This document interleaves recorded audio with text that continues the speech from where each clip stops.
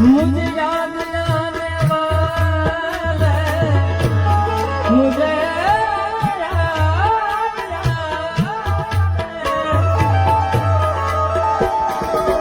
मुझे याद आने वाले